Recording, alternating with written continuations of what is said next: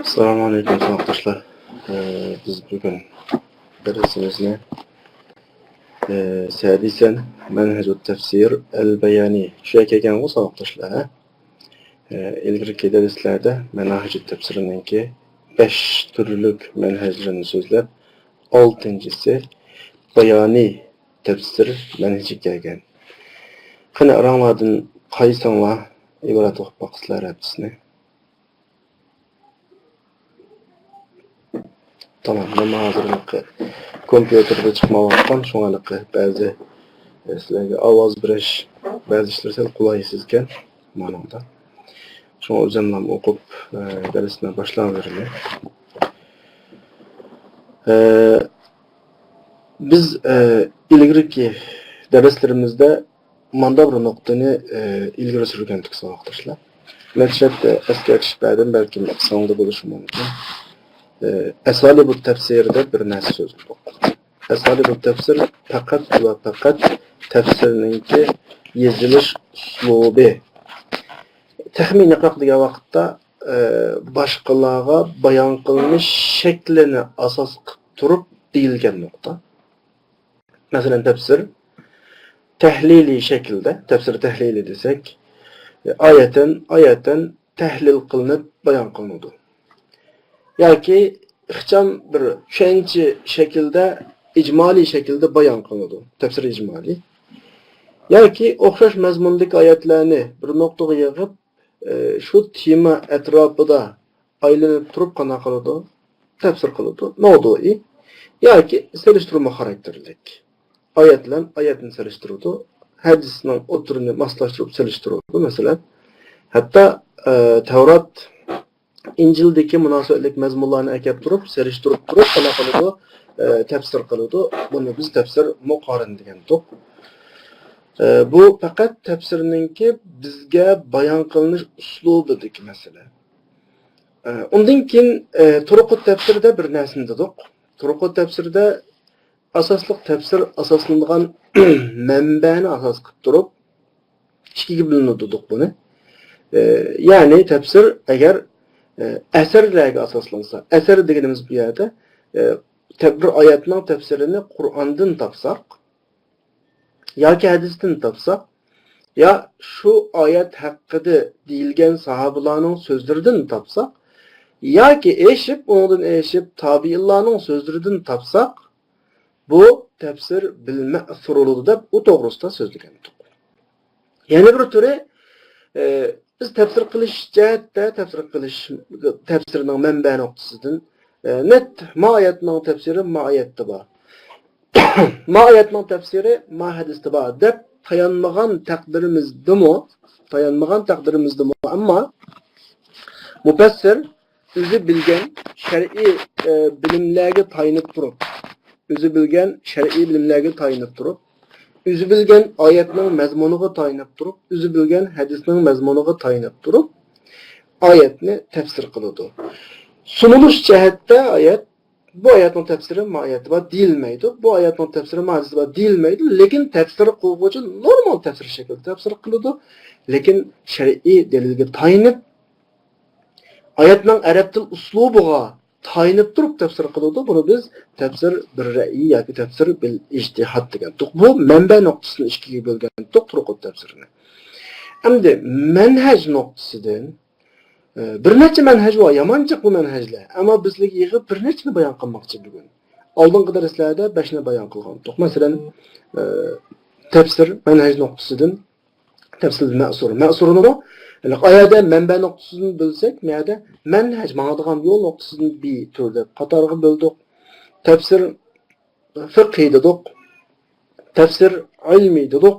Masalan, tefsir aqli dedik. Tefsir bil ijtihad şu. Tefsir bir ra'yi. Lekin tefsir bayani deb bugun tefsir bayoniga keldik. Oldingi soatliklarda tefsir ilmini so'zlagandik. Endi tefsir bayani manhaji degandagi bayani buni belki mesela bayani deb tarjima qilingan, lekin balag'i degan gap. Tefsir nima? Balag'i. Balag'at asosida Qur'onninki ichiga yushirilgan yoki yushirilgan demagan taqdirimizdami Qur'on til ifodalash uslubida qo'llanilgan arab til uslubiga tayanib turib. Esingizde bo'lsin nahvi, balog'at emas arab til deb tushunsangiz bo'ladi. Bayon degan shu Qur'ondagi arab til asosida qilingan nima tafsir. Nimishqa? Chunki Alloh Qur'onda bir qancha o'rinda Qur'onni arab tilidan tushunganligini uçuk aşkarında, ima şekilde emas, aşkar bir şekilde bayan kılıyordu. Bu ne degan gap desanglar, Qur'onda arab til uslublari qo'llanilgan degan gap.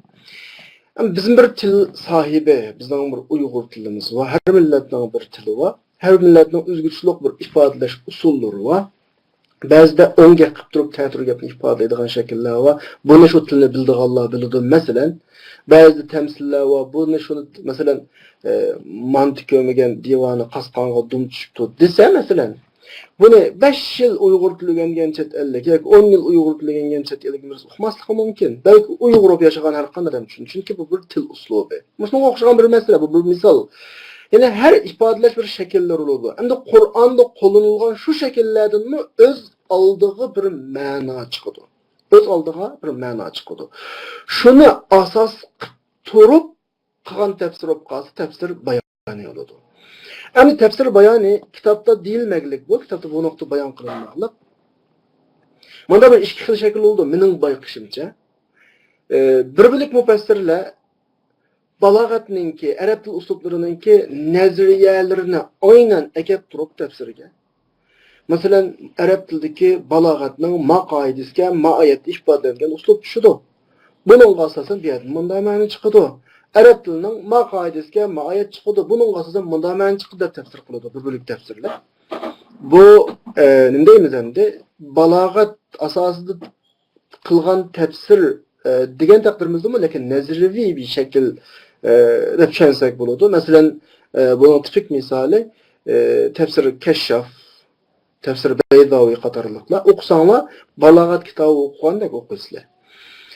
Yana bir shakli tafsir bayoniningki, balki menning oranglarda balog'at o'qug'liq, balog'at o'tgan darslarimizda anglab taqsanglar bo'ladi. Balog'atning har bir shakli til ifodalashda bir ma'no ifodalaydi. Biz balog'atning nazariy qismini qo'yib turib, balog'atning har bir qoidasidan chiqadigan adabiy bir ma'no oladi. Endi Qur'ondagi balog'at uslublarini bunda qarab, mufassirning adabiyot tuyg'usi favqulodda yuqori bir mufassir bo'lib qolsa, Qur'ondan Alloh balog'at uslubidan ifodalamoqchi bo'lgan bir nuqtani amaliy atrofimizdagini tushungudek bir tilga aylantirib adabiy shaklda tafsir o'rtaga chiqadi. Bu mu tafsir bayoni bo'ladi. Iboyatdan deganimdek shaklini nazariy tafsir bayoni desak, ma'ni amaliy, ya'ni haqiqiy bayonning, balog'atningki aks ta'siri ifodalashlarda o'zini ko'rsatgan bir tafsir deb tushunsak bo'ladi. Bu nuqtani avtor ikkiga ayirmoqlik, ammo misol keltirlik. Ammo har holda mencha tafsir bayoniningki manhajlarini tushundinglar. Ya'ni shundan so'ng qayta bir tekrar shaklda bir xulosalay, Tafsir bayoni deganimiz texim xuloslagan vaqtda tafsir balog'iy. Balog'at asosidagi tafsir.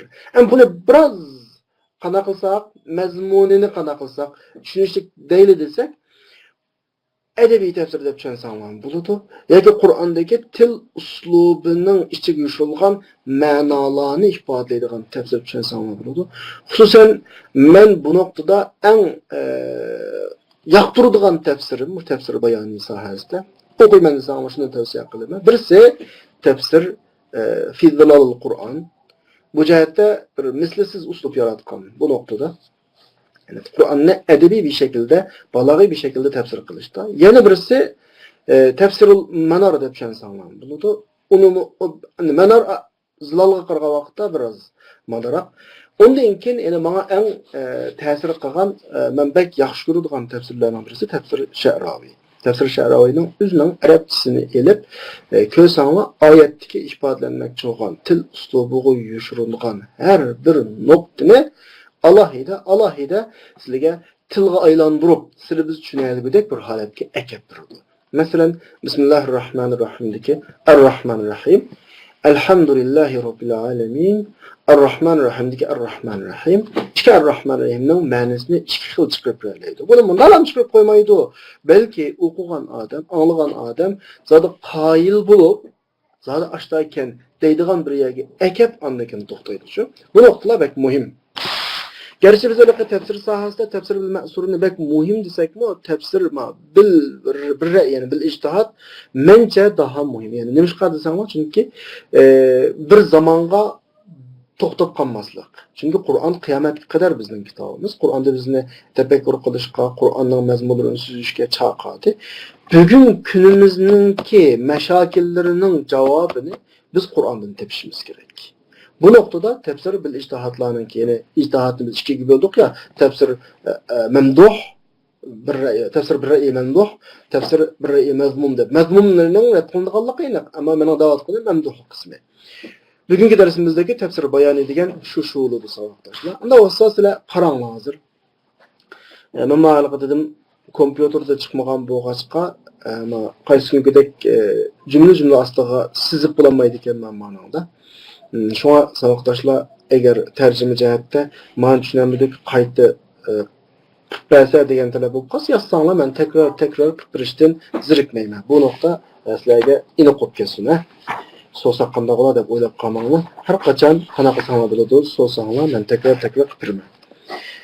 Kirayli manhajut tafsirul bayani, ya'ni balag'i yoki adabiy tafsir manhaji.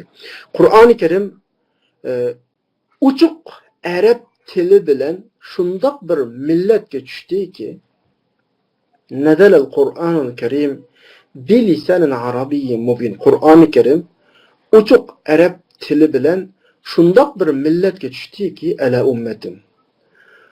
Bu millat şiir uchun bazalani, bir nutuq uchun yig'ilishlarni o'tkazatdi. Aqama yuqimu degan fe'l qaranglar. Asli ma'nosi qama yaqumununki mutaaddi shakli, af'ala yuf'il shakli. Buni menda topdirsizlar. Har qanday bir ishni o'rtaga olib chiqqanni aqama yuqimu bo'ladi. Masalan, bir odamni mayaning mas'uli demoqchi bo'lsak, deymiz qaimun bil amri. Masalan, bu ishning mas'uli degan gap. Iqomat salat, namozni o'rtaga olib chiqish, ya'ni namoz o'qish degan gap.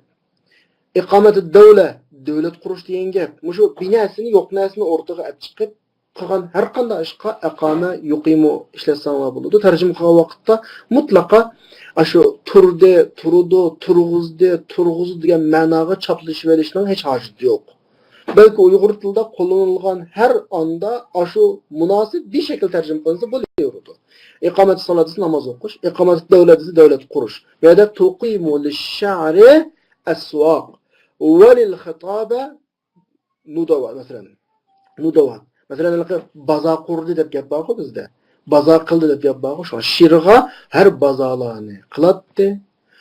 Bir nutuq uchun har yig'ilishlarni, nuduva degan kemash yig'ilishlarni qana qilatdi.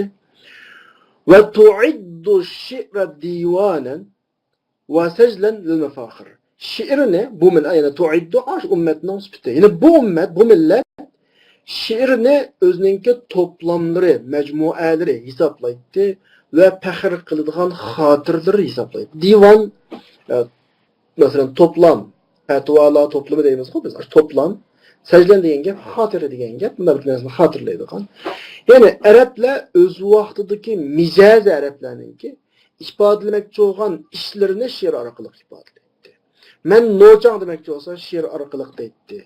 Men sizni anda qilaman demoqchi bo'lsa, she'r orqali deydi. Demak, bu odamlarga she'r vujudiga qanaq ketgan, singib ketgan.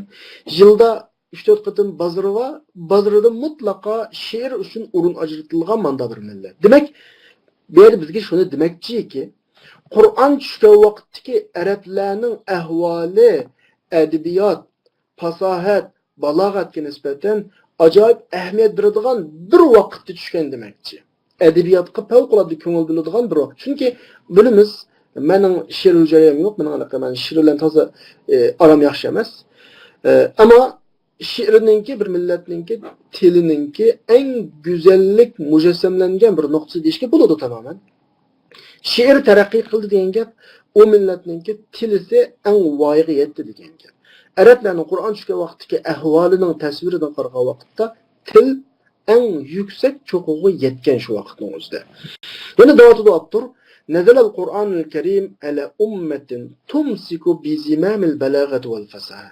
Qur'on Kerim shundoq bir millatga tushdiki, fasohat balog'atning chulvurini tutib olgan. Ma bir ifodalash shakli, ya'ni chulvur bilasizlar zaman at yoki eshakninki o'ng so'l tarafga kontrol qiladigan ikki tarafdan tortib qo'ygan ag'amchoya ya, biz buni yuganmi deb qo'yamiz, chulvurmi deb qo'yamiz. Yani çolur adette hayvanlarını normal kontrol kılanlaydı ya. Araplar şu vakti fasahat balagatını kontrol kılalaydı. Halgan şekilde ifadeleyerleydi. Digen bir maharetini ifadeleydi. Ve bu millet ve urifet maş ümmetinden sıfıtı. Ve bu millet güzel ifadeleş. Ada diyen gep ifadeleş. Yani bir gepini dep koyuysa arkadaşlar. Şu ada diyen söz her kandak bir işini kılışka qo'llansa tamamen bo'ladi. Masalan, men naqsh o'qimoqchi bo'lsam, ada. Namoz o'qimoqchi bo'lsam, ada. Masalan, Qur'onni go'zal o'qisammi, deydi, ada uhu jamila masalan. Uning o'qishi bek chiroyli ekan degan. Bir qarzni ado qilsammi, ada. Ishqi bir ishni qilib, go'zal o'rtaga chiqarsam, ada bo'ladi masalan. Ya'ni go'zal ifodalash ve mantiqning go'zalligi, ifodalashning sog'lomligi bilan tunulgan bir millet deydi.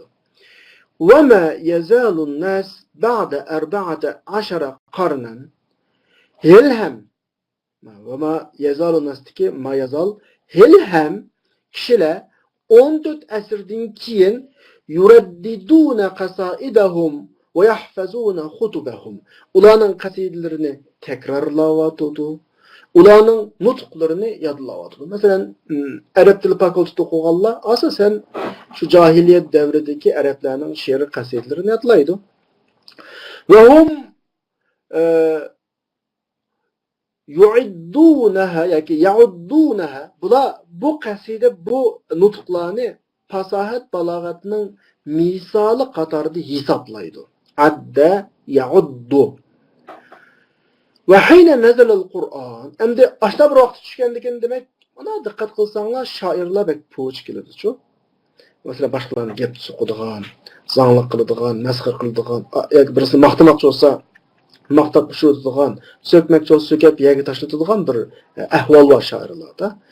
Demek Araplar şu vakitte en mahtılıdığın bir halette.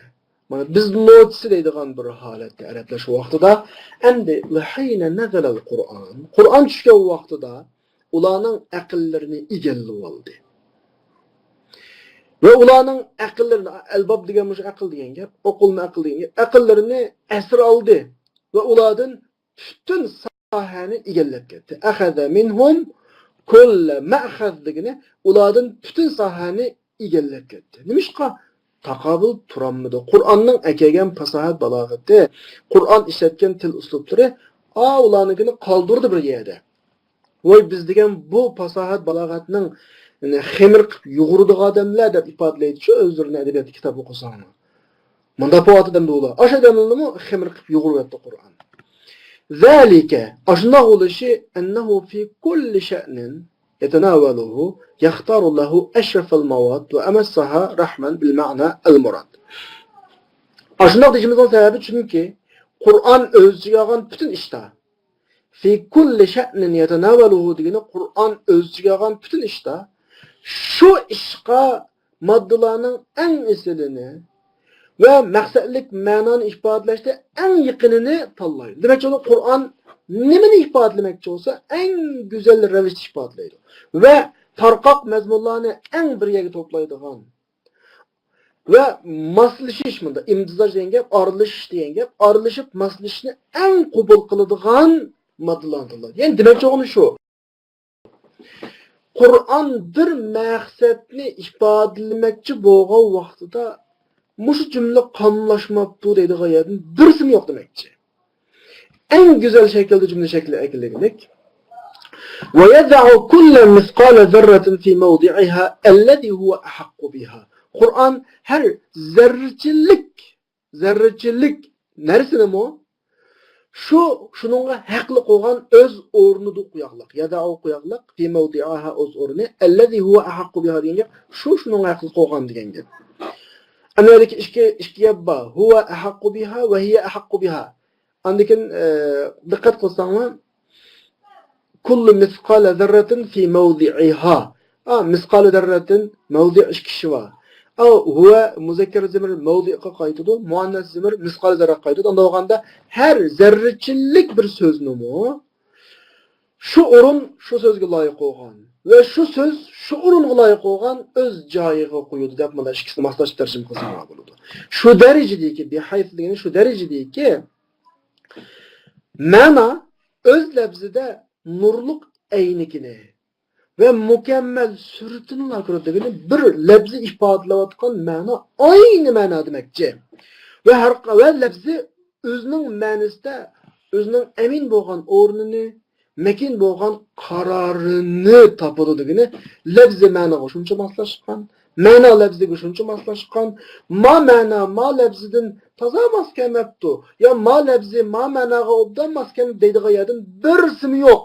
Oxir qaranglar, la yawman أو بعد يوم. Bundaq buluş Kur'an'ın bu alayidliki bir gün yoki yarim kun davomlashgan ish emas. Shu vaqtga qarabla yaxshi kipti ya deb 2 oydan keyin suv chiqib qolgan ish yo'q. Balki ala an tazhab al-usur. Asrlar ketishi bo'yicha va asrlar kelishi bo'yicha degani necha asrlik ketib, necha asrlik keldi. Falal makan yuridu bi sakinihi badalan. Bir o'rin özünün sakinini almashtırışını mı istep bakmadı? Vele sakin yebği en menzilihi hivalen. Bir sakin öz orunudun özgür başka yakka yötkülüşünü mü hem istep bakmadı. Hem o kadar kayıp getirip ne demek cevap durdu ise? Ve alel cümle. Ve alel cümle diyen gep hulasa kılgan vaxtıda Kur'an sizge muş usluptin balagat sahasida fi sanaatil bayan degan gap balog'at sahasida eng yuqori namunani masalul a'la degan gap bunda mislsiz namunani Qur'on sizga qanday qiladi akiladi. Qur'onning ajoyib go'zal uslub namunalar chiqadi. Endi gapni xuloslamoqchi o'qitishlar va xulosatul amr ishning xulosasi shuki, ma Qur'onning bayoni birmuncha ishlarni o'ziga mujassamlagan bo'lib, bu ishlarning umumiy xulosasi adamni hayron qoldirgudek mislsiz bir nazm degan gap qurilma. Chiroyli arab uslublariga qarshi degani arablar buni hayotida qarab boqmagan.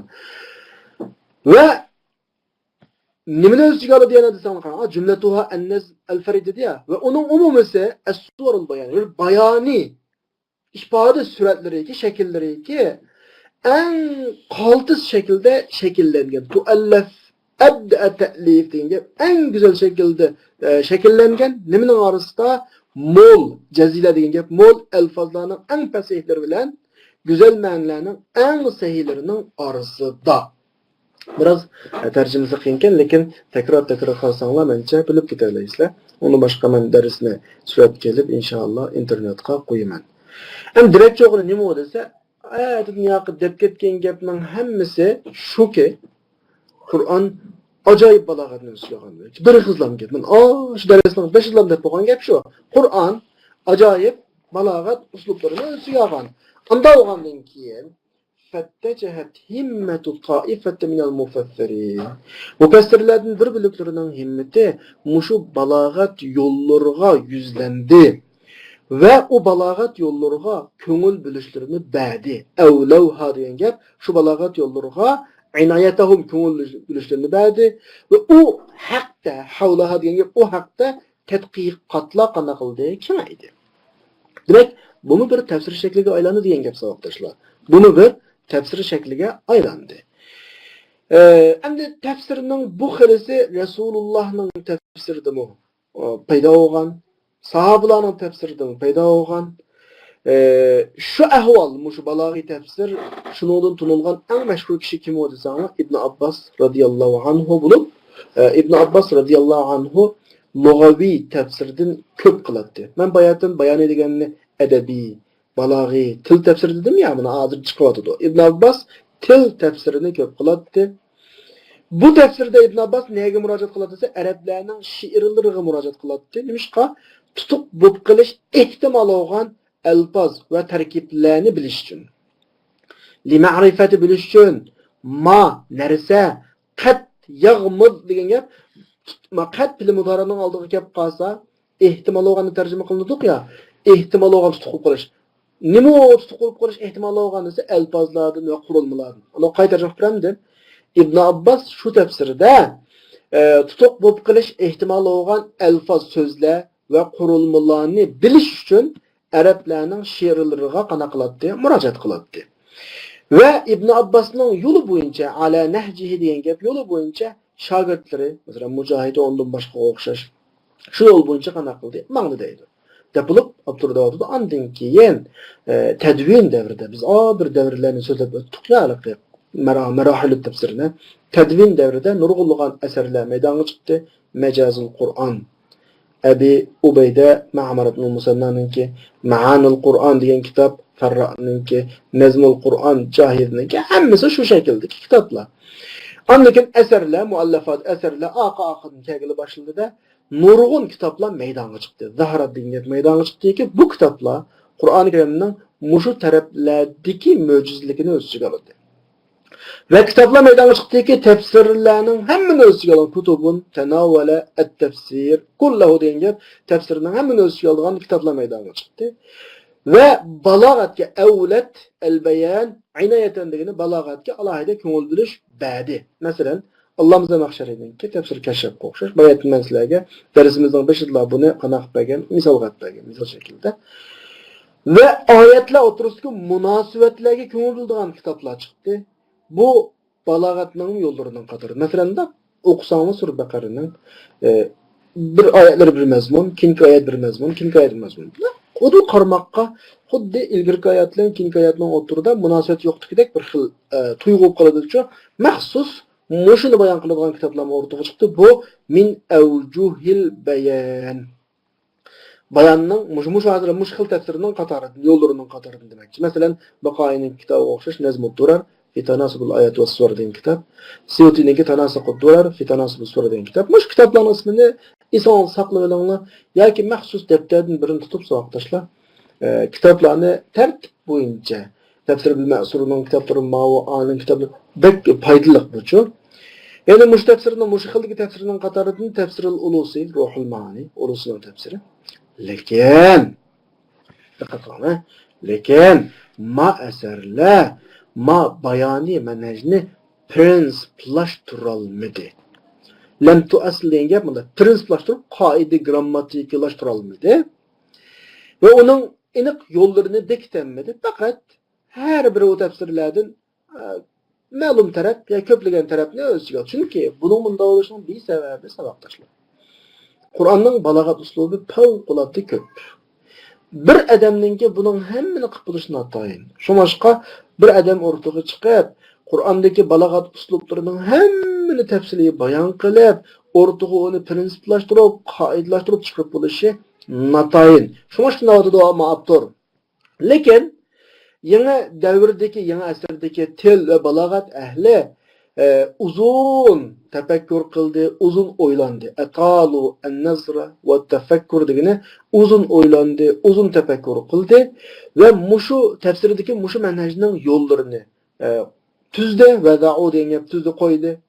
Biz endi bu manhajning yo'llarini tendikidek bir qancha taraflarda xulosalayamiz dedi. Xulosalayamiz deydi onun oldin deb qo'yamiz gapni. Muşumu yani biraz anca bunca quruq gap bo'lib qolganlikcha. Xulosalaymiz deydi, hozir o'qiymiz kurslar cheshib ketaglik saboqdoshlar. Bu shaklda xulosalab o'qilolmaydi. Qarang qani. Bular deydi, bunda xulosalaymiz deb necha turda xulosaladi? 6 turda. Anlaydi. Birinchisi mufassir bir temalik bo'lgan oyatlarni bahsga to'plab, ularning hammini bırakılan oynanışı ve şu şekilde tefsir kılış gerek. Bu birinci şart iken, tefsir bayanıyken birinci baskıcı iken. İkinci kadem baskıcı bir tema ayetlerini düşüş tarihi boyunca zaman tertibli şekilde öğreniş gerek. Üçüncüsü Nes to'g'risidagi maxsus tadqiqotlar tadqiq qilinishi kerak.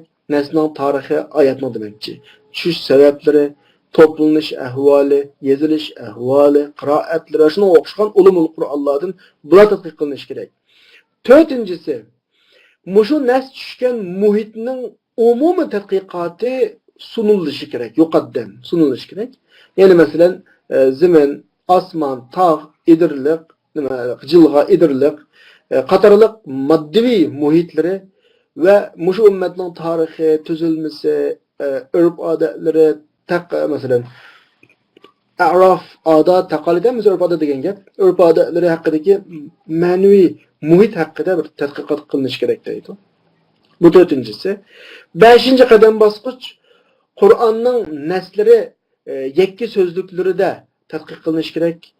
Ashu tadqiqot töndikidek bo'ladi. Alif mushak so'zni lug'at nuqtasidan isti'molotlarini, na'nada qo'llanadi mush nuqtalarni va shu so'zlarning Qur'oni Karimdagi o'xshamagan o'rinlardagi qo'llanishlari va har o'rindagi ifodalagan mazmunlarini ma'ni qilib bo'ldi. Ma'lum qiliqliq ham o'limali maxsus bu o'qiymiz daha oldimizda. Maxsus mush to'g'ri iznliklik.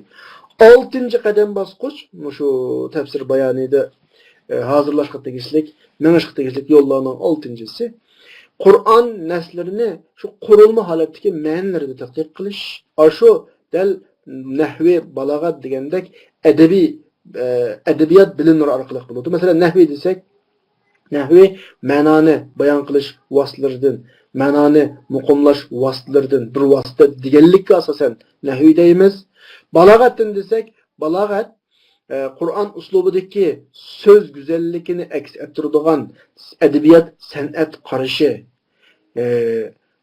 ma'noqtisidan balog'atni deymiz. Nim bilan birga desa, shu Qur'onning qurilmalari, uslublariga cho'nqur mulohiza yurgizish bilan, ta'ammulat degan cho'ng, amiqa cho'nqur ta'ammulat mulohiza yurgizish bilan nimishqa ulardan har birini bilish uchun va Qur'onning so'z san'atini bilish ve onun timlerini qana qilishini bilish uchun najdani qadam bosqich qo'ydi savoqdoshlar.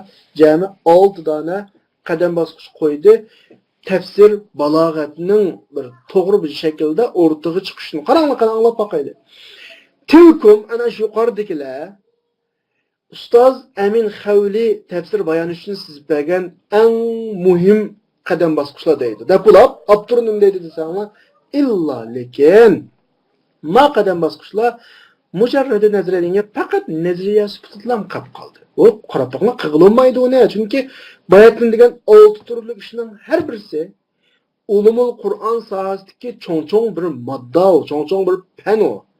Agar bir odam o'rtaga chiqib tafsir balog'i haqida mushlarning hammani o'ziga elib turib men bir tafsir balog'i tafsir qilaman desa, bu bir nuqtadan mahal ko'rinadi. Qila olsa bak katta odam bo'ladi bu. ولن تخرج بعد تغچه bu manhajga mukammal amaliy tadqiqot chiqib boqmadi. Tatbiqiy degan amaliy tadqiqot chiqib boqmadi. Va kullu ma sudira min al-muallafat chiqqan bütün asarlar, hatto shu Amin Xavlining o'zininki qarasaqmi, bayatning gapini qilgan odamning o'zining kitoblariga qarasaqmi, faqat nishondan yiroq bir juz'iy urinishlar. Hatto Amin Xavlining o'zining kamchiligini e'tirof qilib Onunğa qudratning yetmay nazriyani o'zi qo'yaqliq. O'zi qo'yib bo'lib, men qilaman ekanligini endi bunda ishlash. Shuna deb, qoidaligini shuna debki, biz avlalana, biz mushu haqiqatni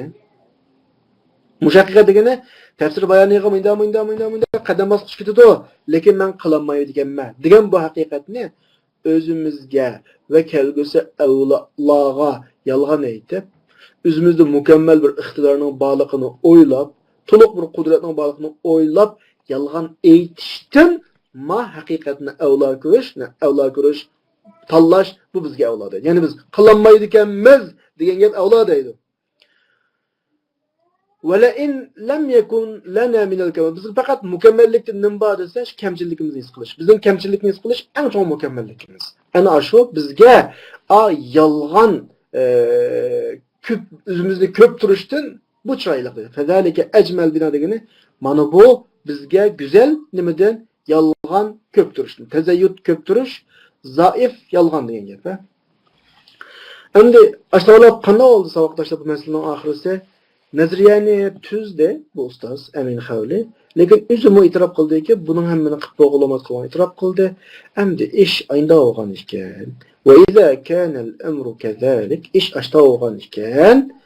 Muşu menhec sahasizde yazılgan azgın eserlerden birisi döndeki kitap. Qarаңlar. Bularning hammasi Qur'onning bunda 30 pora başdan ahir şekilde qilingan emas. Faqat bir kimin tutulgan qilayotgan ishlar. O'ganda yani her adam bunu qiladi anda tam 30 par Qur'onning hammini 114 surening hammini bu şekilde tefsir qila olishi ham notayin. Masalan, anglayli Min hadil Qur'on al-Qada ve Rusul, Min hadil Qur'on fi Ramazan ahirgacha 10 türlük timida yazılgan kitapda bu kimning sonu 12 türlük. Bunun hammasi Emin Havlining o'zininki, bayatdan bizga manhajni qanday qilib bergan, sizib bergan ustozninki. Undan keyin 13-ci qarasangiz At-Tafsirul Bayan lil-Qur'anil Karim, Maqal fil insan, Ash-Shakhsiyat al-Islamiyya, Qur'an ve Qadayal insan. Mana hammasi Doktor Ayşe Abdurrahman'da bir danlıq ayol bununki kitabı. Demek ve hadihil muallafat, manın o'xshash eserler ve ondan başka ve gayruha, manadan başka eserler Kema qult men yuqorida degandek faqat mushu manhajning juz'iy bir tadbiqoti. Bu manhaj hem lazala degan gap hem mukammal qanaqlashdan, uyg'unlashdan, tadbiqlashdan yiroq qanaqvatidi, davom qilyotidi deydi sahablar. Shuning bilan 6-cı manhaj tafsiridan nechinchisi 6-cisi mushada oxirlashdi. Endi keldik nechinchisi 7-cisiga. 7-cisi menhec tezavvukul edebi. Edebi tuygu menheci. Aldı ölen bir gapni davalaysam arkadaşlar, ma menhecde yazılgan tefsirler asasen köp emas. Ma tezavvukul edebi. Çünkü insanda acayip yuqur bir tuygu sizimi, tuygu iktidarı boğal vaqtida, acayip yuqur derecede tuygu iktidarı boğal vaqtida başqalar bir yerden çengenden netçe hesse ortak içki dünyasıda bir tuygu payda bulalaydigan bir iqtidar, to'g'moqdadir ko'pincha holatda bu. Ancha muncha chenoq turishdan yetildi, ama ko'p hollarda to'g'moqdadir. Mashta bo'lgan vaqtda andan kim bo'ldi? Alaqa bunda bir gap bor edi. Xitoy ifodalash to'g'ri qoldi. Alaqa til tuyg'usi deb yurgan bir gap bor-ku. Bu gapni her qanday til o'qib baqsanglar bak ta'kidlaydi. Masalan, Xitoy tili o'qinglar, ingliz tiliga qanday til o'qisanglar, kitobda amaliy o'qiydigan tilning grammatik qismi, yana bir qismidan tuyg'u qismi bor. Tuyg'u qismi degan nima desanglar, shu tildan ko'p shug'ullanib, ichki dunyosiga cho'kib, sizlar shu tildan tushunadigan bir narsaga yo'sizlar. Ammo sizlar shu narsani qalam yuzga chiqay desanglar, ondan bir nima chiqolmaysizlar. Ko'ngli oldi bor. His qilisizlar, qalam bilan yozolmaysizlar. Bishga deyolmaysizlar. Mushu tazavvuqul adabiy. Endi mashta bir tuyg'uni qalamga aylantirib, so'zga aylantirib, eg'izdan chiqarib qilolgan odam anglovchi odam. Va shu shaklda yozilgan tafsir nima bo'ladi? Manhaj tazavvuqul adabiy. Qarab boqaylik, kim shunday shaklda yozdi, qarab boqaylik. Qur'onning tuyg'usi bir ichki harakat. Hareket nefsi degan bir ruhiy hareket ve içki bir tuygudur, intiba zat degan içki bir tuygu. İnsan onunla inkas qaytarışqa ega olmaydı. Yani onu bunda anın gibi diyemeydi, egizini çıkarammaydı. Ve la yestati'u lehu men'ani, onu tusatma kalamaydı. İçki tuygu kelgan tuyguni qanaqa tusayamaydı. Belki onun tesiri onunki anlıqçının içki dünyasında ve tuygularda halimizin tesir payda oldu. Bir adamda içki tuygu payda olan vakitte özü tuyup tuymay çıkıp kalıdan çıkınca bu bir inçki gap bo'lg'achqa şu Abdurrahman qiynalib savoqdaşlar bunu tushuntirishdi. Va naqsid bihada biz bu gapdan maqsad qildig'imiz nima desa bir inchki ma'no. Bo'lib Qur'on naslariga tunji ibtidoan degan tunji duch kelgan, ushurgan kishi his qila oladi. Va uning his tuyg'usiga mushu Qur'onni anglash bilan tükülüdür. Aldo'lamaganda qo'ying. Bunda ahvol köp hallarda tuncu Müslüman bolğanlarda buludu. Aldılan mandapaya. Tuncu Müslüman bulup Kur'an'ı tuncu anlagan vaqtda insanda bir tuygu payda buludu. Bunu demekçi. Ya ki Allah bir insanga şunda tuygu iqtidarını çoğmu ata qilib, Kur'an anlasa acayip bir xil etkilenidi. Acayip bir xil ta'sirlenidi vücudu. İfadalay dese bunun ondan birini ifadalayamaydı. Muş ahval, muşu nokta bizning hozir davatqan tazawuqul adabi şu. Şunu da abdur vaqat yastati'u an yasifa hadhihi al-qiyam ash-shu'uriyya bi kalimat. Bu tuygu qimmat qarashlarini sözler bilan ifadalashimi mumkin? Qad yastati'u va qad la yastati'u. İfadalayamasligimiz uchun mumkin. Bu nimaga munosabatga geçtiyse bunun münasebeti ifadalayamaslikka münasebeti del tuygu qimmat qarashi bilan ifadalash qimmat qarashini o'tiradigan munosabatga qo'yadi. Bir odamning adabiy til, adabiy tuyg'usi o'tiradigan munosabati. Ba'zida inson shunday bir tuyg'ularga insonga shunday bir tuyg'ular kechikkanki, tajdih degan gap, insonga shunday bir tuyg'ular kechikkanki, sözning ichidan, butun so'zlar ichidan shuning bilan shu tuyg'uni ifodalaydigan gap topolmaydi. Qalbida shunday bir tuyg'uldi insonning. Tillar uni deymiz ya, bizning adabiyotchilarimiz ma til bilan nimasiz tasvirligusiz deydi ya, ashar bir tuyg'uludi.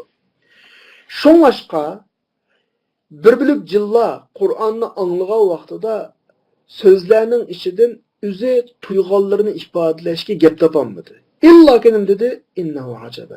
İnna sami'na Qur'anan acaba.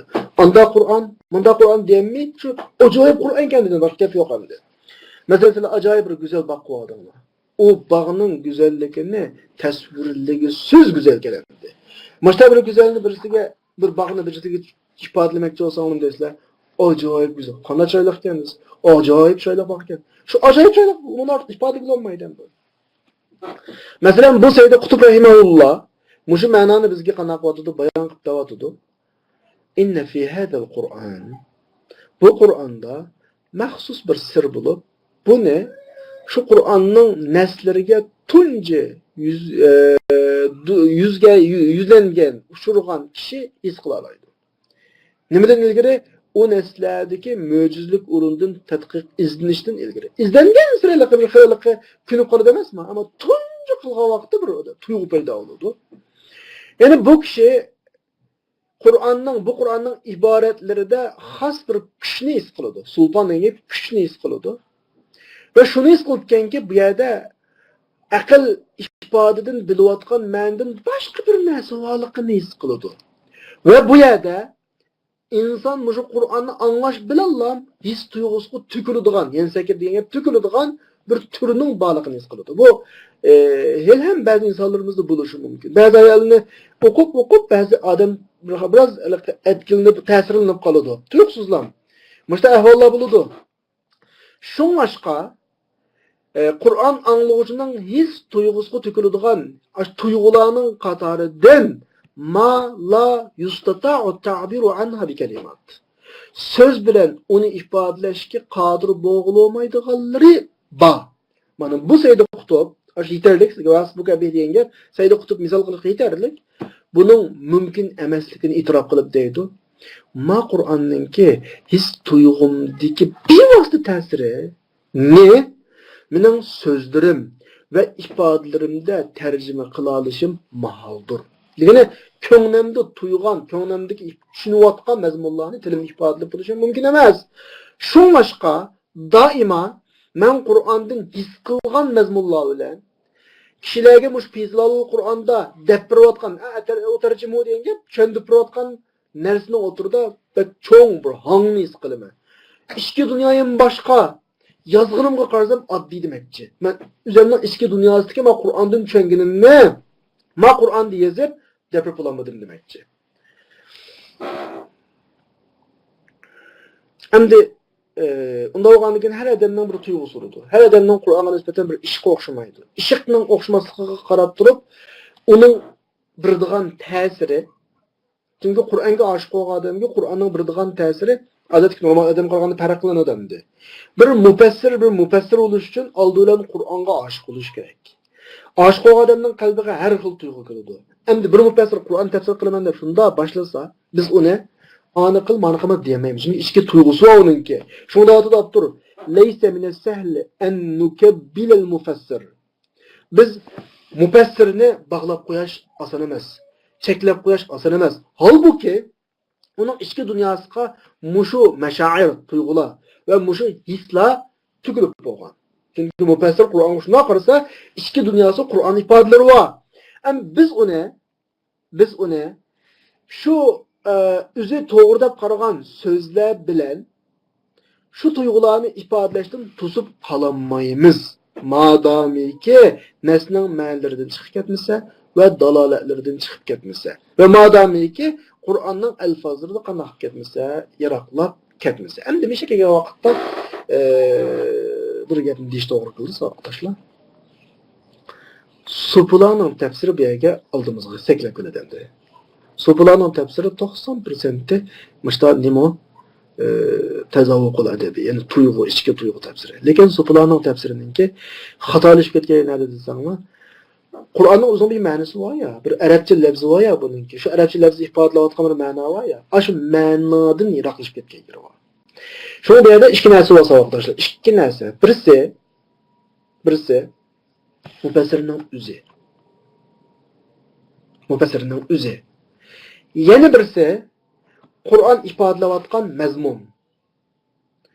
Agar biz bayatanga tuyg'u, hissiyot bak eshib ketib, Qur'onning ma'nosi u yoqda qilib, mufassir mayaqdan chiqsa, buni qabul qilolmaymiz. Buni to'g'ri degil olmaydi. Endi aks taqdirda degani bir qattiq hissiyotsiz mufassir ekan. Hech qanday tuyg'usi yo'q. Shuna qalayotgan, tarjima qilgan, tushuntirgan, yozgan. Qur'on uningga ichki dunyo ta'sir qilmabdi bo'lib qolsa, balkim to'g'ri tafsir qilishi mumkin Qur'onni, lekin nima deymiz endi, yog'siz tafsir bo'lib qoldi endi bu. Hech bir odamni o'ziga tortolmaydigan. Hech uning bir tortish xususiyati yo'q tafsir bo'lib qoladi. Abdurmush ishki nuqtani bizga askartib davatida qaraymiz. Wa nastati'u an naqul ba'da hada. Biz mushu yuqoridagi gapdan keyin shuna deyalamizki, Qur'onning bu xil adabiy tuyg'usi zot bilan mavzu o'tirishga tamponliq asosidir. Zot deganimiz mufassirning o'zidagi tuyg'u. Mavzu deganimiz Qur'onning arabcha lafzidan chiqayotgan ma'no. Mufassirda avmutan, ma'mutan olgan vaqtda birisi xatolashmaydi, ham qattiq bunda shuurli chiqadi, hissiyotli chiqadi. Shu zotning o'zining bir haqqi bor, mavzuning o'zining bir haqqi bor. Anglayli? Falizzat haqquha fi janibil istiqraq fi nas va shu'ur bi. Zotning bir haqqi bor, nasga cho'kash va uni his qilish jihatda. Shu darajadagi nega yetib olmaydigan, supularning cho'kishiga yetib olmaydiganki, nasga butunlay eshib ketadi, zohir ma'noni butunlay tashlab o'tadi. Supular mana shaklda muomala qildi savoqdoshlar. Supular endi Qur'onni bir xil tuyg'u, biz ichki dunyosidan tafsir qildik, o'tib-o'tib, qanaqa qildi desangmi, Qur'on oyoqda qilib, o'zichoqlab hamma gapni o'zining ichki dunyosini qiladi. Bular mana supulning tafsirini ko'rsangmi, odam hayron qoladi tafsirlar bor. Qur'on boshqa yerda, o'z boshqa yerda. Şunlar qanday bo'lish kerak desa, mufassir qancha shuurli bo'lib ketsin, qancha hissiyotli bo'lib ketsin, o'sha oyatning lafzi ifodalayotgan ma'no doirasida hissiyotli bo'lsin. Buni qabul qilindi. Va valil mavdu oyatning o'zining mazmunining o'zgacha haqqi borki, lug'at ma'nosini ching tutishda. Oyatmi bir gap o arabchasimi lozim, uning ma'nosimi lozim, ashan chiqib ketmas kerak. Shar'iy hududini ching tutishda. Sağlam bo'lgan ma'noga inchkilar askartishda, ma'nolarining taraflarini ching tutishda, mazmunlarini ching tutishda shu darajadagi la yatajavazuha fayashtah degan gap uningdan o'tib yiroqlab ketmaydigan darajada. Ya'ni demak to'g'ri shu. Zot mufassirning o'zi. Mavzu yo'lning ikki tarafiga qo'yilgan Xitoycha arabcha rasif deydi, Xitoycha liyaj deb qo'yadi, kerak va. Shu. Mufassir mush ikki tusog'ning o'ttirida qanchalik hissiyatchan bo'lib kelsa bo'ladi.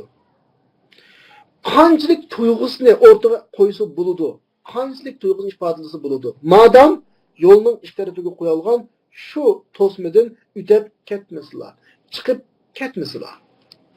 Shunga zotmu muhim, mavzu'mu muhim. Agar mavzuga bak ahamiyat berib, zot sal qaralsa, o qattiq bir yog'siz, tamsiz, tuzsiz tafsir bo'ladi. Hech bir mufassirning qanday adam ekanligini, nima hissiyotsiz maxluq deymiz-ku, ashta bir shakldagi ifoda endi u. Shunga bu ikkisi teng bo'lish kerak. Uni uchun tutish kerak, buni uchun tutish kerak. Shunda deyapti. Innal muwazanata bayna az-zat wal mawdu'. Zat bilan mavduning o'rtidagi tangpongliq, mufassirning o'zining ichki hissiyoti bilan oyat ifodalayotgan mazmunning o'rtidagi tangpongliq dal o'z sohibini adabiy tuyg'u maydonida muqimlashtiradigan shu. Tangpongliqning miqdoriga qarab, bu yerdagi muqimlik, mustahkamlik, sog'lomlik o'shunchalik bo'ladi. Cho'qim bu tangponglish kerak. Agar zot mavzudan bisib tushsa, mufassirning hissiyoti oyatning asosiy mazmunidan bisib ketib, o'zining hissiyotiga berilib ketsa, bu tafsirning doirasidan nagishkining supularning tafsiri doirasiga chiqib ketadi-ki, bu supularning tafsiri vahimiga, haqiqatga tayangandan bakroq tayanadi. Asosliq kallasdagi vahimaga tayanadi. Va o'z sohibini bir cho'nqur xiyolga tatib akitadi, janahalinga tatib akitadi-ki, hech qanday bir muqim qoidaga tayanmaydi. Mustahkam prinsipini tayanmaydi. Balki xuddi havoda pey, tuk, to'g'rining peyi leyligandek, yagi sho'ng'ib, yamuch, bo'yattirib degan gap, do'lqullab, so'qilab, mushta yuriydi. Dal mushadin batini yo'lla. Batini nega supularning mufassirlarini davatidi. Batini yo'lla Qur'oni Karimning tafsirida haddan yo'ldan chiqishga mishadin kirgan. Ki hech qanday bir nasl bilan aloqasi yo'q, mazmun bilan aloqasi yo'q, hatto nasdan butunlay uzilgan insloh degan ayrilgan, dindan muqanaqlan ayrilgan. Hatto bir misolni aytay savoqdoshlar. Sur Baqarada Musa alayhissalom Banu Isroilga Alloh sizni kala bo'g'izlashga buyurdi deb bir oyat var ya. Innalloh ya'murukum an tadbahu baqara. Bu akabligini qanday qilsang, kala degan shu Oysha radhiyallohu anha deb tafsir qiladi. Nerede bağım bunda tefsiri? Bunun bir addi misali savaşlar. Dilotsak gap yamanca, qanaqa sopulninki taraqqiy qilib bir darajaga yetgan vaqtda namozni bulda saqıtıldigan, zakatni saqıtıldigan bir taraflar var. Bunun hammani oyatdan oladi.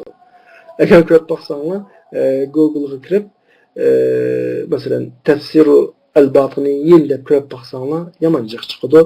Adam ba'zi o'quvsini kelmaydi, shu ba'zi gapini eg'izga ilishdan qo'rqudi insoncha. Demak, zot mufassirning zoti oyatning asosiy mazmunidan eshib ketsa, mushta ahvol yuz beradi. Agar mavzu zotni eshib ketsigini mufassirning o'zining ichki hissiyoti bu yerda tuyg'usi bo'lmay, oyatning asosiy mazmunini bo'lib qolsa, bu adabiy tuyg'u doirasidan nuqul ilmiy tafsir doirasiga ilmiy tafsir bo'ladi zodi. To'g'ri tafsir bo'ladi. Lekin nafsni tatadigan unda taraflari buningda qisiladi va uning nafsga bog'langan taraflari qisiladi. Mufassir nas o'tirdi hech munosabati yo'q, uzib ikki guruhga aylanadi. Oyat tafsir qiladi hamdalaqi. Bunda bir odam bor, o'zi musulmon emas, ammo Qur'on tafsir qilganchi. Musulmon o'xshallar birga. Uning ichki hissiyat olmaydi, oyatning oladigan. Shu nuqul tadqiqot shaklida qiladi, bas. Hech wala tajazub tartish yo'q. Shu vaqtda mufassir faqat bir mashinaga aylandi. Mujarrada ala degan bir mashinaga. Mufassir bir mashina. U mashina bilan shu mashina qilayotgan ishni o'tirda hech moslashish olmaydi. Manda bo'lib qolsa ham bo'lmaydi savoqdoshlar. Hamda bu shakl tazavvuqul adabiy jihatda eng utuq qozongan, muvaffaqiyat qozongan mufassirlarimizdan birisi Sayyid Qutb rahimahulloh. Allah subhanahu wa ta'ala ustoz Sayyid Qutb rahimahullahni muvaffaq qilgan bo'lib, Qur'oni Karimga mushu uslub bo'yicha tafsirining mushu xilisi bo'yicha mukammal bir tafsirni yozib chiqqan. Huvallazi bu dal Sayyid Qutb mushu xildagi tafsirining yo'lini olgan odam. Shaqqa tariqa asli yo'l yo'li degan gap Yani yolunu tunca kıtın mangan diyen gep. Ya dedi sana yolunu yağılamaydı demez mi? Yolunu tunca kıtın mangan adam bulup o bu tezavvukul edebi tefsirininki belgelerini bekitken ve o aşağıda kutup del aşını kıgan kâme birin yep kıp çıkan felem yeket yu'raf illa bih. Bu xil tefsir fakat asasen Seyyid Kutup bilallah tunulgan. Ve lem yeket yeslukhu ahadun min ba'di. Seyyid Kutup deyinken hiç kim bu yolda tefe kanaq bakmagan, mı bakmagan. Seyyid Kutup'un tefsiri ne oldu bir adam qıp bakkan tefsir emas, ne keyni bir adam tefsir qıp bakkan emas. Bizge nispeten bir nimet Seyyid Kutup'un tefsiri. Cık paylansak, cık kösek bunu da sanatdaşlar. Sonra bugünkü dersimiz vaqt münasebetiyle ahırlaştı. Sual bolsa sorsanlar men de iş görüşmeni ba. Bolmasa bir şey de dersini ahırlaştırırız ve ahiru da'vana elhamdülillahi rabbil alamin.